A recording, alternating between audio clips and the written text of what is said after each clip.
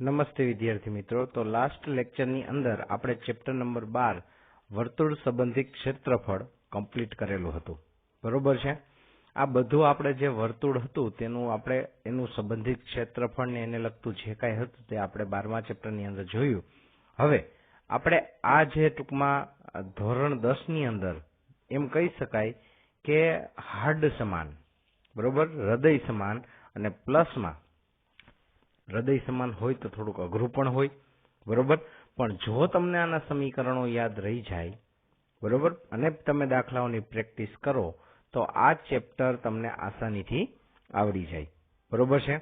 એમાં પણ ગવર્મેન્ટે મોટા ભાગનું તો બાદ જ કરી નાખ્યું છે. તમારે ખાલી સ્વાધ્યાય 13.1, સ્વાધ્યાય 13.2 અને 1 થી 6 જ દાખલાની અંદર કરવાના છે. બાકી કઈ પણ વસ્તુ કરવાની નથી. સ્વાધ્યાય 13.13 નીકળી ગયું છે, સ્વાધ્યાય 13.4 પણ નીકળી ગયું છે, 3 પણ નીકળી ગયું અને 4 પણ નીકળી ગયું, બરોબર. તો આપણે આ ચેપ્ટર સ્ટાર્ટ કરીએ તેની પહેલા તેની થિયરી ખાસ અગત્યની છે, જેની અંદર આપણે સમીકરણ જ આવે છે. એટલે સમીકરણ કઈ રીતના છે, કઈ રીતે યાદ રાખવાનું તે અત્યારે સમજાવું છું. તમારે નોટ અને પેન લઈને સાથે બેસીને તે થિયરી લખવાની છે, બરોબર. તો સૌથી પહેલા ચેપ્ટર નંબર 13 પૃષ્ઠફળ અને ઘનફળ, બરોબર છે. પૃષ્ઠફળ એટલે આપણે કોઈ પણ ટૂંકમાં જે આકાર આપેલો છે તેનું ક્ષેત્રફળ કહી શકાય. માની લ્યો કે આ ચોરસ છે, બરોબર છે. આપણને ચોરસ આપેલું છે, રેડી. તો આ ચોરસનું જે ટૂંકમાં કંઈક ક્ષેત્રફળ થતું હોય સપાટીનું, તેને પૃષ્ઠફળ કહેવાય. એને ઇંગ્લિશમાં સરફેસ એરિયા, બરોબર. એટલે કે એની જે સપાટી છે તે સપાટીનું ક્ષેત્રફળ, બરોબર. અને બીજી વાત આવી ઘનફળ. ઘનફળ એટલે થાય કદ, બરોબર છે. એટલે જો આની અંદર આપણે લંબાઈ અને પહોળાઈ બે હોય, આ લંબાઈ અને પહોળાઈ, બરોબર છે. અને જો 3D માં આપણે લઈએ, 3D માં એટલે કે આપણી પાસે જે ટૂંકમાં ઘરે ડબ્બો હોય, બરોબર, તેલનો ડબ્બો કંઈક આ આકારનો હશે,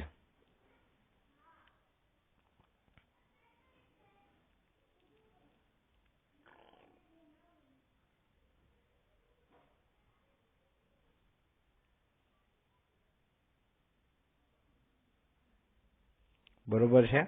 આ આકારનો તેલનો ડબ્બો હોય તો આ એની લંબાઈ થઈ, બરોબર છે, L. આ એની આપણે પહોળાઈ કહી B, અને આ જે એની થઈ ઊંચાઈ થઈ H.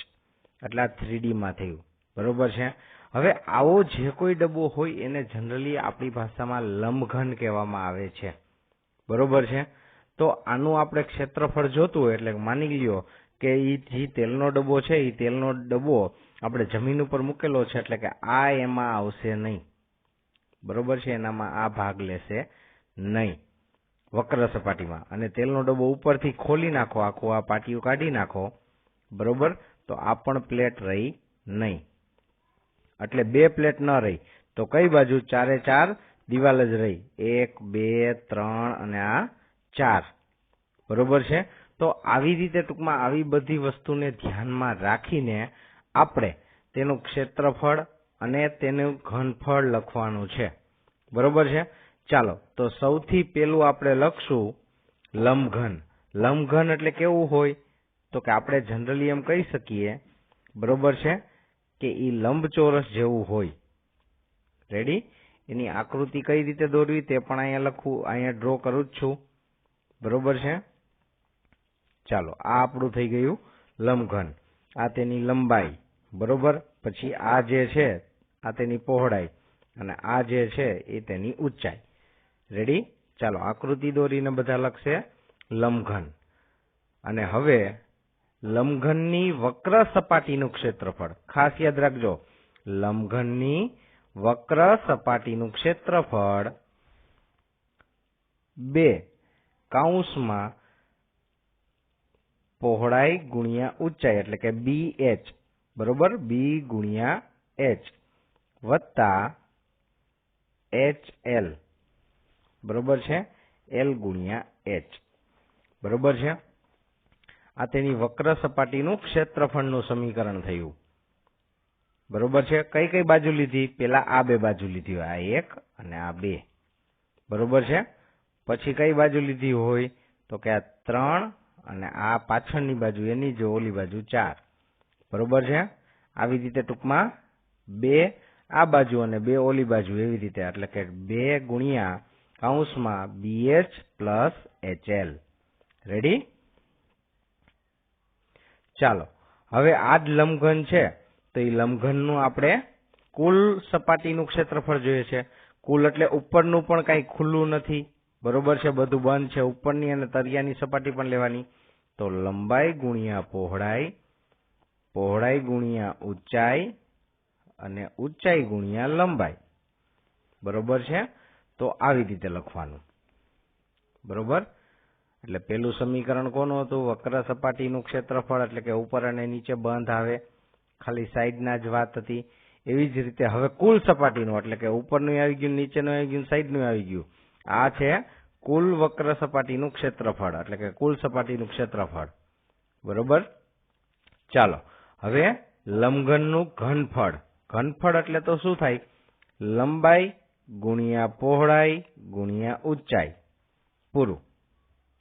લંબાઈ ગુણ્યા પહોળાઈ ગુણ્યા ઊંચાઈ, એટલે કે L ગુણ્યા B ગુણ્યા H. બરોબર છે. ચાલો હવે આપણે સમઘન લેશું. સમઘન એટલે કે ચોરસ, પણ 3D માં એને દોરવાનો. આ આપણે 2D માં કર્યો. હવે 3D માં કરવો હોય તો આ રીતે. બરોબર. ચાલો, ઓલો લંબઘન એટલે એક બાજુથી શું લંબચોરસ ટાઈપ જેવું લાગતું હોય, આ ચોરસ જેવું લાગે, એટલે આને સમઘન કહેવાય. આની દરેકની લંબાઈ સરખી હોય. આ L હોય, આ પણ L હોય, આ પણ L હોય. બરોબર છે. લંબઘનમાં દરેક બાજુ કેવી હોય? સમાન હોય. એટલે લખો સમઘનની વક્ર સપાટીનું ક્ષેત્રફળ 4L² છે. વક્ર સપાટીનું ક્ષેત્રફળ 4L² અને કુલ સપાટીનું ક્ષેત્રફળ 6L². 6L². બરોબર. અને એનું ઘનફળ L નો ઘન. L ગુણ્યા L ગુણ્યા L, એટલે L નો ઘન. બરોબર છે. ચાલો હવે આપણે ત્યારબાદ જોઈએ નળાકાર. તો નળાકાર કોને કહેવાય? તો કે આપણે ટીપણું છે, ટીપણું, બરોબર, તેને નળાકાર કહી શકીએ. કે ઉપર વર્તુળાકાર હોય, પછી આવી રીતે આમ આવ્યું અને નીચે પણ વર્તુળાકાર હોય. આને કહેવાય નળાકાર. નળાકારની અંદર શું હોય એક વસ્તુ? તો કે એક તો નળાકારની હાઈટ હોય. બરોબર છે. અને જે વર્તુળ છે તે વર્તુળની ત્રિજ્યા હોય, R. બરોબર. એટલે આ બે વસ્તુ એની અંદર ખાસ આવશે. રેડી? તો સૌથી પહેલા વક્ર સપાટીનું ક્ષેત્રફળ, એટલે કે આ સપાટી લેવાની નથી અને આ સપાટી લેવાની નથી. આ જે ખુલ્લી જે દેખાય છે એટલાનું જ આપણે ક્ષેત્રફળ જોઈએ છે. બરોબર. તો આ આખું વર્તુળ જ થયું એક પ્રકારનું. તો વર્તુળનો પરિઘ શું થાય? 2πr થાય. બરોબર. અને વધારામાં એમાં શું ઉમેરી દીધું? હાઈટ H, એટલે કે H. આ થયું નળાકારની વક્ર સપાટીનું ક્ષેત્રફળ. નળાકારની વક્ર સપાટીનું ક્ષેત્રફળ. ત્યારબાદ લખો નળાકારની કુલ સપાટીનું ક્ષેત્રફળ 2πr એમનેમ R પ્લસ H. એટલે કે જે આ ડ્રો કરેલું છે એ પણ આવી ગયું, બધું આવી ગયું. બરોબર. એટલે એ થયું 2πr કૌંસમાં R પ્લસ H. રેડી? અને હવે આપણે જોશું તેનું ઘનફળ, એટલે કે નળાકારનું ઘનફળ πr², એટલે કે આખું અંદરનું ક્ષેત્રફળ થઈ ગયું. બરોબર. અંદરનો ભાગ લઈ લેવાનો. અને હાઈટ કેટલી હતી? H, એટલે કે πr²H. બરોબર છે. ચાલો હવે ત્યારબાદ આપણે જોશું શંકુ. શંકુ એટલે આપણે એમ કહી શકાય કે આપણે જે કોન ખાઈએ છીએ આઈસ્ક્રીમનો, તે કોણને આપણે શંકુ કહી શકાય. બરોબર, એટલે કે આવી રીતે આમ હોય અહીંયા વર્તુળાકાર અને અહીંયા ભેગું થઈ જાય. રેડી? તો આ શંકુ આકાર થયો કહેવાય. એની અંદર શું હોય તો કે વર્તુળું આ બાજુ હોય એટલે એની ત્રિજ્યા હોય, અહીંયાથી એની ઊંચાઈ h હોય, અને તિર્યક લંબાઈ કહેવાય એટલે એને L કહેવાય. બરોબર, તિર્યક ઊંચાઈ એને કહી શકાય, ઈ L થાય. હવે આની ખાસ વાત ઈ, બરોબર છે, કે આની વક્ર સપાટીનું ક્ષેત્રફળ આપણે જોઈએ છે, એટલે કે આ ગોળાકાર અને આટલું. બરોબર છે, એમાં ગોળાકાર આપણે લેવાનું નથી કેમ કે ખુલ્લો કોણ છે એટલે. તો એનું થાય પાઈ આર એલ. બરોબર છે, પાઈ આર એલ. તમને ઘણીવાર દાખલામાં આ આપેલું જ નહીં હોય તો એને શોધવા માટે પણ આપણે એક સમીકરણ લેશું, આ પાયથાગોરસનું લાગી જાય. બરોબર છે, તો આ તો ભાઈ કર્ણ થયો તો એલ નો સ્ક્વેર બરાબર h square plus r square. હવે ખાલી એલ જ જોઈએ છે તો વર્ગમૂળ ની અંદર h square plus r square. આ રીતે આપણને એલ મળી જાય. પછી આની અંદર મૂકી દો એટલે તમને વક્ર સપાટીનું ક્ષેત્રફળ મળી ગયું. બરોબર, ચાલો ત્યારબાદ કુલ સપાટીનું ક્ષેત્રફળ શંકુનું પાઈ આર કૌંસમાં આર પ્લસ એલ. બરોબર છે, ચાલો ત્યારબાદ તો કે ઘનફળ એનું થશે 1/3. આ ખાસ યાદ રાખવાનું છે, 1/3 પાઈ આર સ્ક્વેર h. 1/3 પાઈ આર સ્ક્વેર h. બરોબર છે, આ કોનું થયું તો કે શંકુનું. નળાકારનું શું હતું? પાઈ આર સ્ક્વેર જ હતું, 1/3 નહોતું. બરોબર છે, જ્યારે આની અંદર 1/3 મૂકી દો એટલે એ કોનું થઈ ગયું તો કે શંકુનું ઘનફળ થઈ ગયું. બરોબર, એટલે ઘનફળ અને જે વક્ર સપાટીનું ક્ષેત્રફળ છે એ બંને વચ્ચે ફેર છે ખાસ. બરોબર, હવે તમે જ વિચાર કરી લો, તમે આઈસ્ક્રીમનો કોન ખાવ છો. બરોબર છે, તો એમાંથી કોનમાંથી આઈસ્ક્રીમ કાઢી લ્યો, કોનને તોડી નથી નાખવાનો, પેલા કોનને ખાલી કરી નાખો તો એ ખાલી કોન છે. બરોબર છે, હવે શું કરવાનું છે, ઈ આજુબાજુમાં જેટલી સપાટી રહી એનું ક્ષેત્રફળને શું કહેવાય? પૃષ્ઠફળ કહેવાય. બરોબર છે, અને ઈ કોનની અંદર આપણે આઈસ્ક્રીમ ભરી અને કેટલો સમાય તો ઈ થયું ઘનફળ. રેડી? એટલે આ શંકુની વાત હતી. ચાલો હવે એક આપણે ગોળો લઈએ. તો આપણે એક ગોળો લઈએ છીએ. બરોબર છે, હવે આ ગોળાની અંદર શું હોય? આ વર્તુળ નથી, ત્રિજ્યા છે. જો વર્તુળ અને ગોળામાં ફેર કેટલો? તો કે વર્તુળ તો 2D છે, જ્યારે ગોળો 3D માં આવે. આપણે જે ક્રિકેટનો બોલેથી રમીએ છીએ, બરોબર, એને તોડો તો અંદરથી ખાલી હોય. રેડી? તો એને ગોળો કહી શકાય. બરોબર છે, બધી બાજુ સરખું, અંદર ખાલી, એટલે એ રીતની વસ્તુ થઈ. બરોબર, તો એનું આવી રીતે આમ ભાગ કરવું. આ ટૂંકમાં શું છે તો કે ગોળાની ત્રિજ્યા અહીંયા પણ આર જ હોય, બધી જગ્યાએ સરખી જ હોય. બરોબર છે, તો ગોળાની વક્ર સપાટીનું ક્ષેત્રફળ 4 પાઈ આર સ્ક્વેર થશે. ગોળાની વક્ર સપાટીનું ક્ષેત્રફળ 4 પાઈ આર સ્ક્વેર. ગોળાની કુલ સપાટીનું ક્ષેત્રફળ પણ એટલું જ થશે.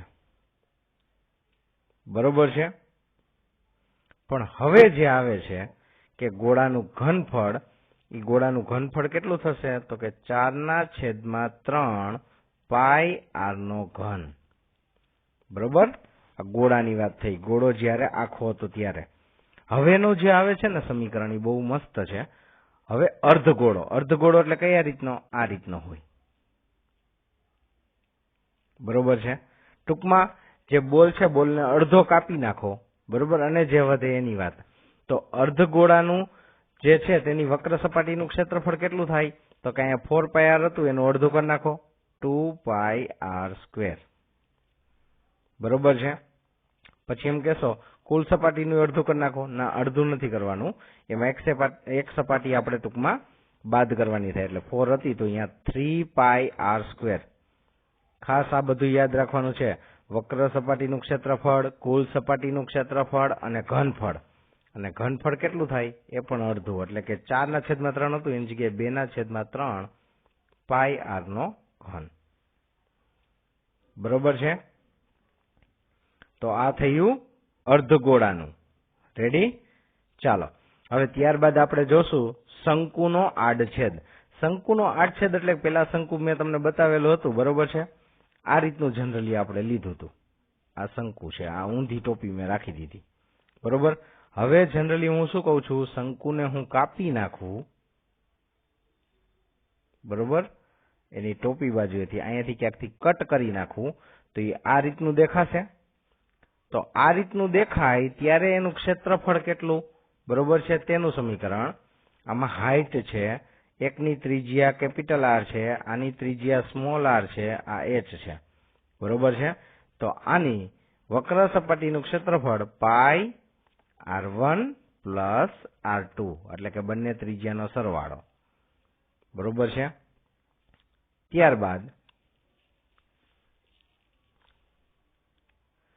કુલ સપાટીનું ક્ષેત્રફળ થોડુંક મોટું છે, pi l r1 plus r2 plus pi r1 નો સ્ક્વેર પ્લસ r2 નો સ્ક્વેર, બરોબર છે. આ કુલ સપાટીનું, શંકુના આડછેદના કુલ સપાટીનું ક્ષેત્રફળ થયું, બરોબર.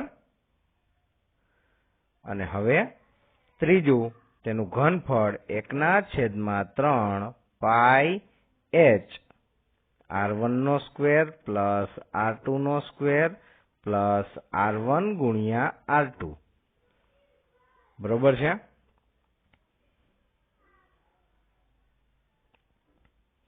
અને આમાં ખાસ ત્રીજી વાત, આમાં એલ કેવી રીતે શોધશું, તો એક તિર્યક ઊંચાઈ એલ બરાબર વર્ગમૂળની અંદર h square plus r1 minus r2 નો સ્ક્વેર કરીને શોધીશું, બરોબર છે. ચાલો તો હવે આપણે ટૂંકમાં આ રીતે જેટલા ટૂંકમાં આપણે થતા હતા કે કેના વક્ર સપાટીનું ક્ષેત્રફળ, કુલ સપાટીનું ક્ષેત્રફળ અને ઘનફળ, 7 વસ્તુ થઈ. તો આ 7 વસ્તુના આ 3 સમીકરણ ખાસ યાદ રાખવાના છે, તમારે લખીને યાદ કરવાના છે. હવે નેક્સ્ટ લેક્ચરની અંદર આપણે દાખલા સ્ટાર્ટ કરીશું. જો આ સમીકરણ આવડતા હશે તો જ દાખલા સમજાશે, બાકી દાખલા સમજાશે નહીં, બરોબર છે. તો હવે આપણે મળીશું નેક્સ્ટ લેક્ચરમાં.